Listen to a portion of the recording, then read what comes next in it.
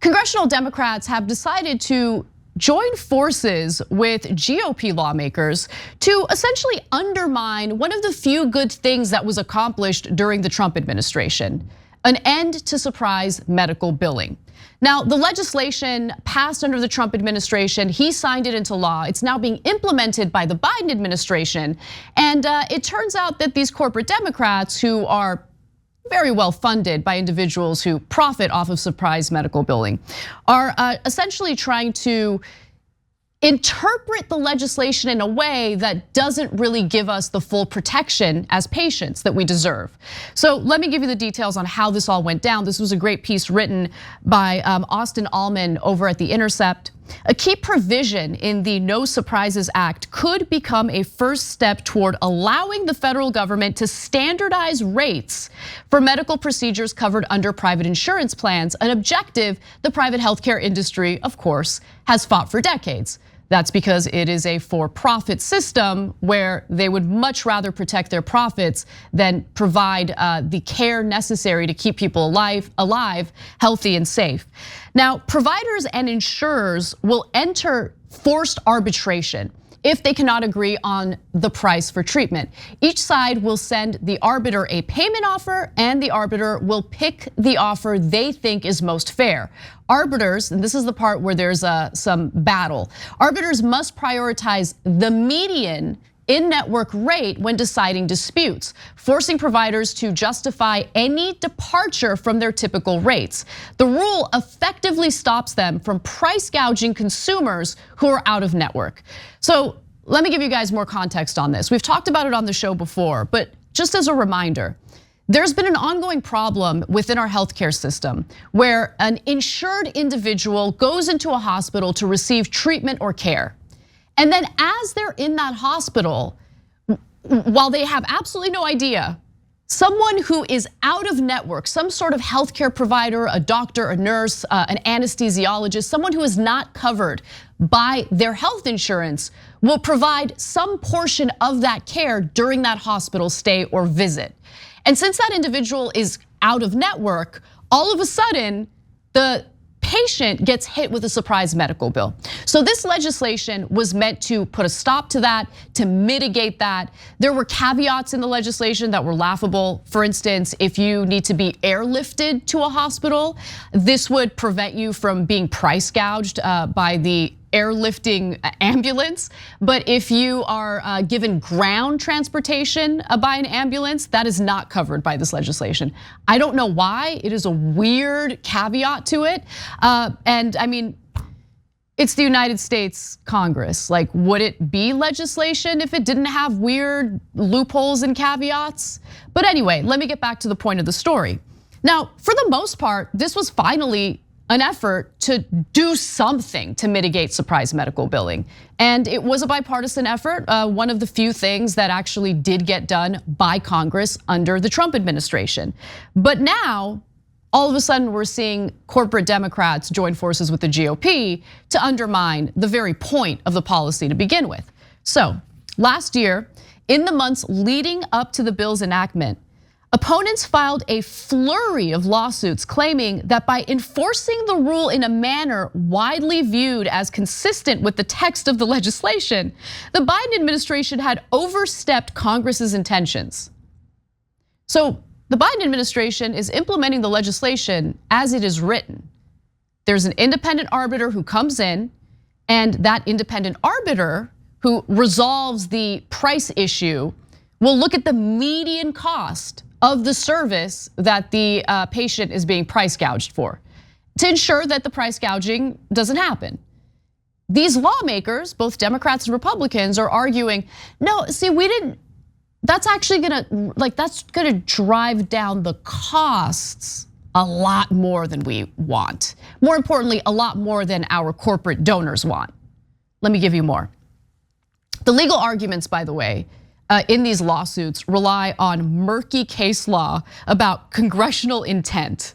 But there are some nonpartisan experts who have already weighed in on this. They're familiar with the No Surprises Act, and they told The Intercept that the rule is in fact consistent with the legislation's text.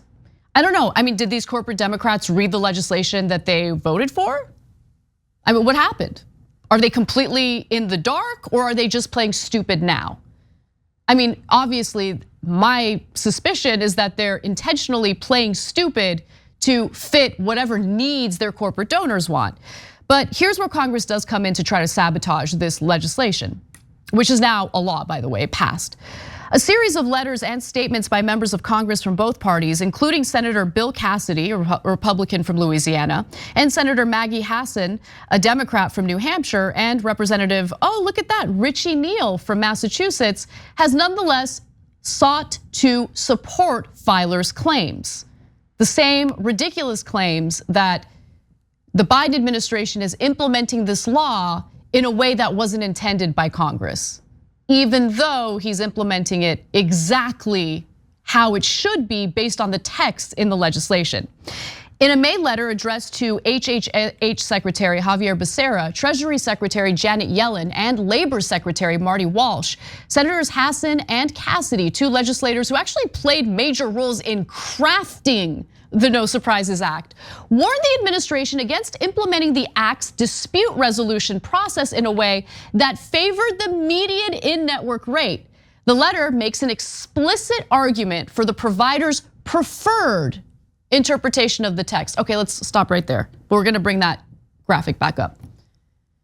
The issue here was the price gouging that was carried out by the providers. So would it really make sense to have the arbiter favor what the provider wants to charge?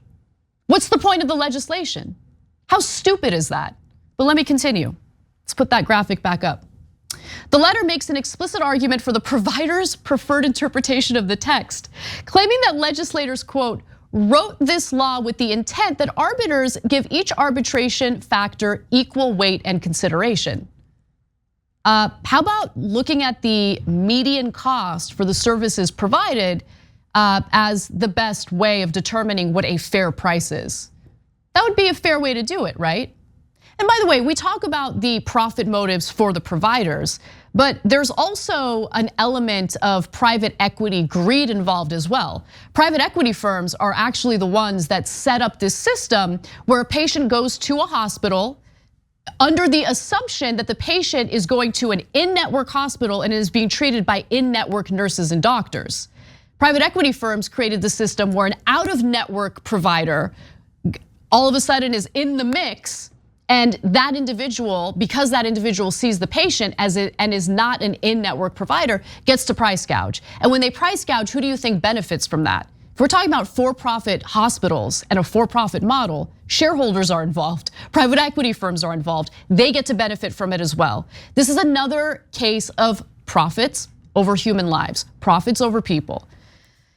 Now there's more to this, and it's infuriating because Democrats love to pretend like they are always looking out for the little guy. In fact, the very Democratic lawmakers who helped craft this legislation are now the ones who are trying to undermine it. After the Biden administration issued the arbitration rule at the end of September, House Ways and Means Committee Chair Richard Neal and Ranking Member Kevin Brady, a Republican from Texas, sent the administration another letter mirroring the language used by Hassan and Cassidy. Their letter argues that Congress deliberately crafted the law to avoid any one factor, like the median in-network rate, tipping the scales during arbitration.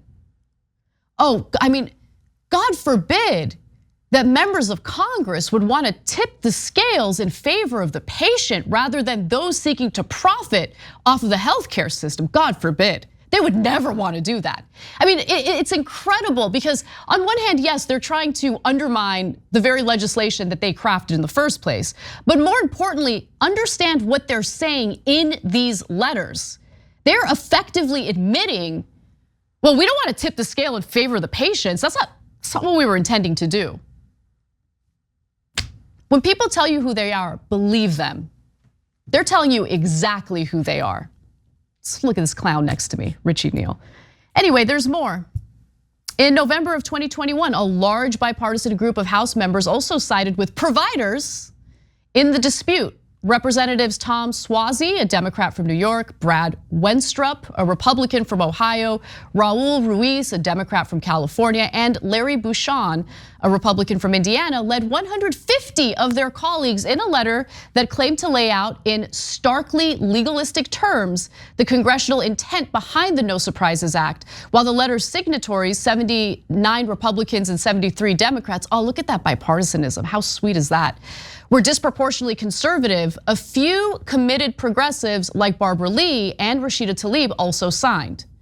Look, I don't know why they signed. Maybe they were advised in a terrible way and had no idea what they were signing on to. Rashida Tlaib has been a warrior, a fighter when it comes to those who have really suffered the consequences of a privatized model. I'm willing to give her the benefit of the doubt because this is definitely out of step from what I've seen from her. But you gotta fire whoever advised you to vote in favor of, to sign on to this garbage letter. Just keeping it real. Don't put your name on something unless you know what you're putting your name on. Now, the move has the potential to drive down the high prices US providers charge compared to other countries, stoking fears in the healthcare industry that it would lead to standardized rates. Oh my God, God forbid. The drop in prices would at least partially be returned to Americans in the form of lower health insurance premiums. And so the healthcare industry hates that. They hate it. And the very people who are business interests, who are behind this effort to essentially dismantle a good piece of legislation, includes the American Hospital Association, the American Medical Association, basically private healthcare industry. They want to be able to price gouge you. They're furious that Congress actually succeeded in doing something on behalf of patients. And now some of the people who actually helped craft that bill in the first place are turning around, apologizing profusely to their dear corporate donors, and essentially trying to make it seem as though Joe Biden is interpreting the law in a way that they didn't intend, even though the text makes it abundantly clear that he's actually carrying it out in the way that it was intended. That's just the fact of the matter. Thanks for watching The Young Turks, I really appreciate it. Another way to show support is through YouTube memberships. You'll get to interact with us more. There's live chat emojis, badges. You've got emojis of me, Anna, John, JR. So those are super fun. But you also get playback of our exclusive member-only shows and specials right after they air. So all of that, all you gotta do is click that join button right underneath the video. Thank you.